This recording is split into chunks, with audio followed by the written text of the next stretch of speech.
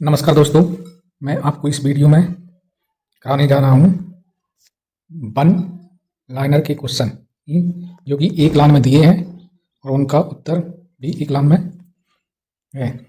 देखो, बड़ा मैं वीडियो बनाने से पहले मैं पीडीएफ को बड़ी मेहनत से तैयार करता हूँ और बड़ी ही कलरफुल पीडीएफ तैयार करता हूँ जो कि आपको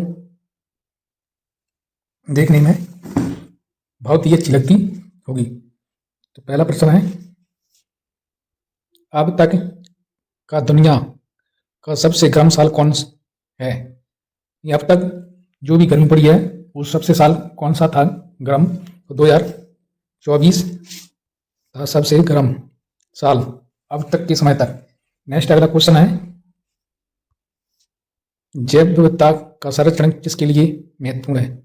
जैव विविधता का संरक्षण है जंतु, पेड़ पौधों और समस्त प्राणी के लिए आवश्यक है। नेक्स्ट अगला क्वेश्चन है, लेकर आ रहा हूं तीसरा क्वेश्चन है। भाई तीसरा क्वेश्चन है, पृथ्वी की आयु कितनी है?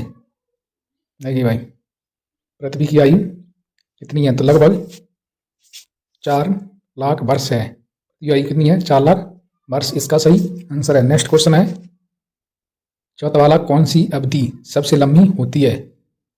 कौन सी अवधि सबसे लंबी होती है? तो अनंत काल, कल्प और ईओन, ये अवधि सबसे लंबी होती है। नेक्स्ट अगला क्वेश्चन है, 5 क्वेश्चन है, वर्तमान वायुमंडल के निर्माण और संशोधन में कौन सा तत्व सहायक है? वर्तमान वायुमंडल के निर्माण और संशोधन में कौन सा तत्व सहायक है? इसके लिए है, देखो कौन कौन से तत्व सहायक है। तो नाइट्रोजन, ऑक्सीजन, कार्बन डाइऑक्साइड और जलवाष्प जैसे तत्व आवश्यक हैं। नेक्स्ट अगला क्वेश्चन है, 6वां प्रश्न है, भारत में कितने प्रतिशत भूमि सूखा प्रभावित है? भारत में भूमि सूखा प्रभावित होती है 12% सूखा से प्रभावित होती है। नेक्स्ट अगला क्वेश्चन है, 7 क्वेश्चन है, थोड़ा बॉर्डर लगाने के लिए टाइम लगता है थोड़ा। 7वां क्वेश्चन है, युग कितने प्रकार की होती हैं? एक देखो 4 प्रकार के होते हैं हिंदू धर्म के अनुसार। हिंदू धर्म के अनुसार 4 प्रकार के होते हैं, सतयुग, त्रेता युग, द्वापर युग और कलयुग। नेक्स्ट अगला क्वेश्चन है, भारत का कितना प्रतिशत क्षेत्र बाढ़ से ग्रस्त है? भारत का कितना प्रतिशत क्षेत्र बाढ़ से ग्रस्त है? तो 12.5% भूमि बाढ़ से ग्रस्त हो जाती है। नेक्स्ट अगला क्वेश्चन है, 9 क्वेश्चन है, चक्रवात की गति कितनी होती है? भाई चक्रवात की गति कितनी होती है? तो चक्रवात की गति होती है 150 से 250 किलोमीटर प्रति घंटा तक चक्रवात की गति होती है। नेक्स्ट अगला क्वेश्चन है, 10 भूगर्भ की जानकारी के लिए प्रत्यक्ष साधन क्या है? भूगर्भ की जानकारी के लिए प्रत्यक्ष साधन क्या है? प्रत्यक्ष साधन है ज्वालामुखी, विस्फोट, भूकंपीय तरंगें, धरातलीय चट्टानें, ये भूगर्भ के लिए प्रत्यक्ष साधन है। नेक्स्ट अगला क्वेश्चन है 11वां प्रश्न है,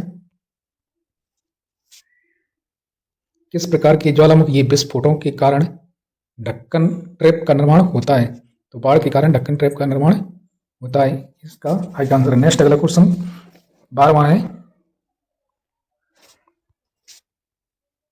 ढक्कन ट्रैप की सेल समूह किस प्रकार के ज्वालामुखी द्वार का परिणाम है? तो प्रवाह के कारण ढक्कन ट्रैप सेल का निर्माण होता है, इसका सही आंसर है प्रवाह के कारण। नेक्स्ट अगला क्वेश्चन है, स्थल मंडल किसे कहते हैं?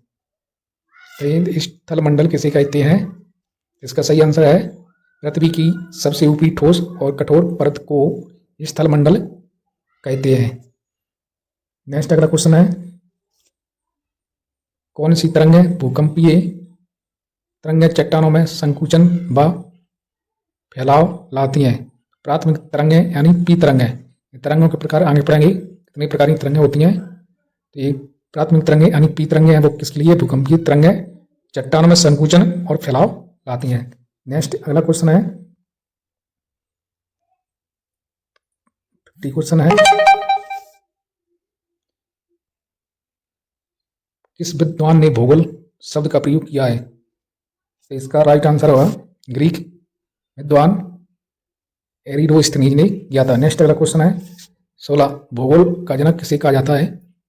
इन्हीं को भूगोल का जनक कहा जाता है, एरिस्टोफेनीज हैं जो इनको भूगोल का जनक कहा जाता है।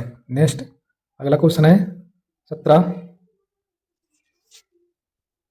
भारत के किस शहर में दिन सबसे लंबे होते हैं? अपने भारत में किस शहर में दिन सबसे लंबे होते हैं? तो चंडीगढ़ में भारत के अंदर सबसे दिन लंबे होते हैं। नेक्स्ट अगला क्वेश्चन है 18, एक समान तापमान वाले स्थानों को जोड़ने वाली रेखा क्या कहलाती है? तो समताप रेखा कहलाती है। नेक्स्ट अगला क्वेश्चन है 19वां क्वेश्चन है, देखिए क्या बेहतर क्वेश्चन है, सूर्य से आने वाली लघु तरंगों वाले विकिरण क्या कहलाती हैं? सूर्य से आने वाली लघु तरंगें वाले विकिरण क्या कहलाते हैं? सूर्यताप कहलाती हैं, सूर्यताप। नेक्स्ट क्वेश्चन है अगला 20 क्वेश्चन है, पृथ्वी से प्रेषित रेडियो तरंगों को परावर्तित करके वापस पृथ्वी तल पर भेजने वाली परत क्या कहलाती है? तो आयन मंडल कहलाती है। नेक्स्ट अगला क्वेश्चन है 21 क्वेश्चन है, कपास की मिट्टी किसे कहा जाता है? तो कपास की मिट्टी किसे कहा जाता है? काली मिट्टी को कपास की मिट्टी कहा जाता है, क्योंकि इसमें कपास की उपज अधिक होती है काली मिट्टी में। नेक्स्ट अगला क्वेश्चन है 22 क्वेश्चन, उत्तर पूर्वी मानसून से सबसे ज्यादा वर्षा किस राज्य में होती है? उत्तर पूर्वी मानसून आते हैं ना, तो उनसे तमिलनाडु में वर्षा सबसे ज्यादा होती है। नेक्स्ट अगला क्वेश्चन है 23 क्वेश्चन है,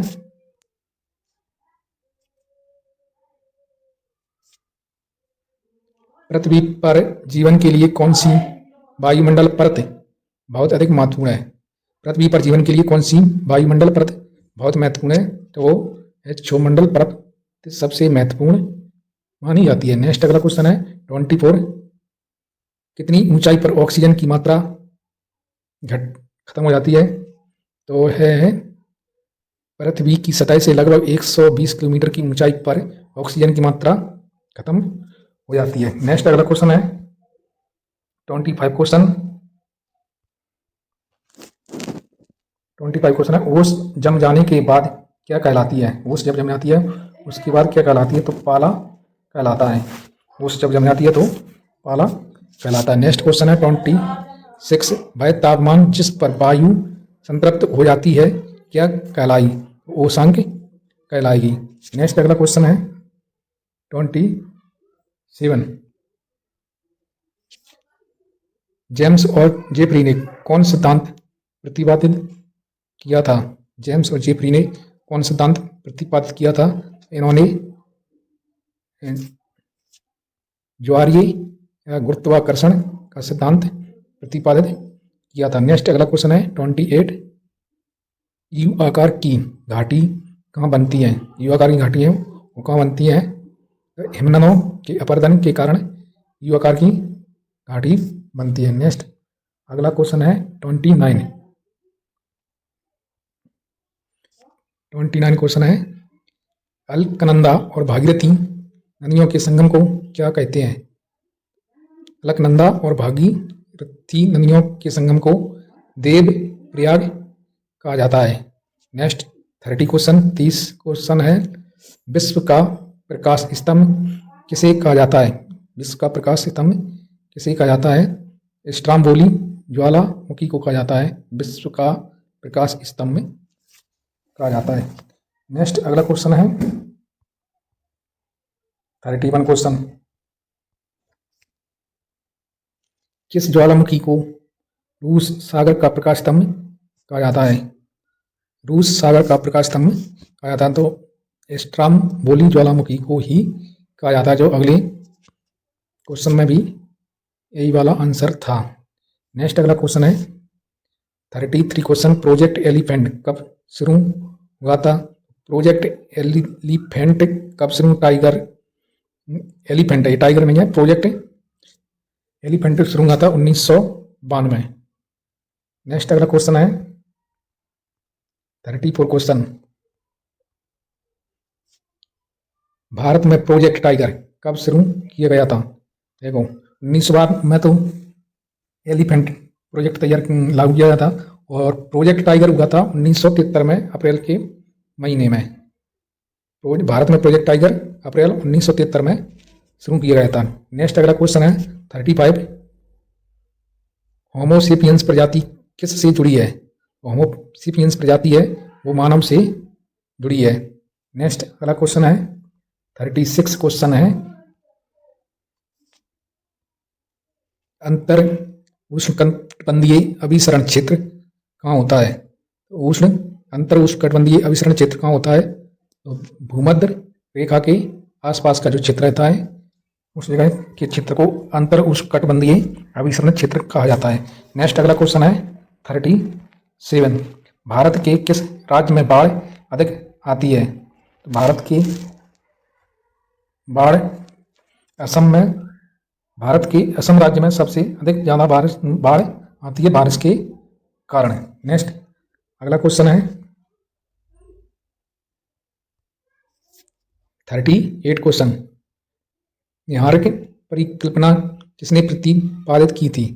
न्यूयॉर्क परिकल्पना किसने प्रतिपादित की थी? जर्मन के दार्शनिक इमैनुअल कांट ने की थी। नेक्स्ट अगला क्वेश्चन है 39, पृथ्वी का औसत घनत्व कितना है? पृथ्वी का औसत घनत्व है लगभग 5.5 ग्राम सेंटीमीटर घन या 5500 किलोग्राम मीटर घन। नेक्स्ट अगला क्वेश्चन है 40 क्वेश्चन, देखिए मैंने पीडीएफ बहुत ही मेहनत से बनाई हुई है, बड़ी कलरफुल पीडीएफ लेकर आया हूँ यूट्यूब पर पढ़ाने के लिए। नेक्स्ट क्वेश्चन है 40, किस देश में भूकंप से पैदा होने वाली विनाशकारी समुद्री लहरों को सुनामी कहते हैं? किस देश में भूकंप से पैदा होने वाली विनाशकारी समुद्री लहरों को सुनामी कहते हैं? तो जापान देश में जो भूकंप पैदा होती है उन्हें विनाशकारी समुद्री लहरें कहा जाता है, उनको सुनामी कहते हैं। नेक्स्ट अगला क्वेश्चन है भूकंप मापी यंत्र क्या कहलाता है? जो मैंने लगभग अगली वीडियो में भी बताया था, सिस्मोग्राफ कहलाता है भूकंप मापी यंत्र। नेक्स्ट अगला क्वेश्चन है 42 क्वेश्चन, 42 क्वेश्चन है, धरातल का वह भाग जहां भूकंप का अनुभव सर्वप्रथम किया जाता है, तो उस क्षेत्र को क्या कहा जाता है? उस क्षेत्र को कहा जाता है अभिकेंद्र। जहां भूकंप का अनुभव सर्वप्रथम किया था उस जगह को अभिकेंद्र कहा जाता है। नेक्स्ट अगला क्वेश्चन है 43, संगमरमर किस प्रकार की चट्टान है? संगमरमर चट्टान है रूपांतरित चट्टान है। नेक्स्ट अगला क्वेश्चन है 44 क्वेश्चन, वायुमंडल में सर्वाधिक मात्रा में कौन सी गैस पाई जाती है? वायुमंडल में सर्वाधिक मात्रा में नाइट्रोजन गैस पाई जाती है। 45 क्वेश्चन है, पृथ्वी पर आने वाली ऊर्जा कहलाती है, जो पृथ्वी पर आने वाली ऊर्जा है उसे सौर विकिरण या सूर्य ताप ऊर्जा कहती है। नेक्स्ट अगला क्वेश्चन है 46 क्वेश्चन, भूपर पट्टी में सबसे अधिक पाए जाने वाला तत्व कौन सा है? भूपर पट्टी में पाए जाने वाला तत्व है ऑक्सीजन। नेक्स्ट अगला क्वेश्चन है 47, देखिए 47 जड़ोल शंकु का निर्माण नदी की किस अवस्था में होता है? तो ईवा अवस्था में होता है।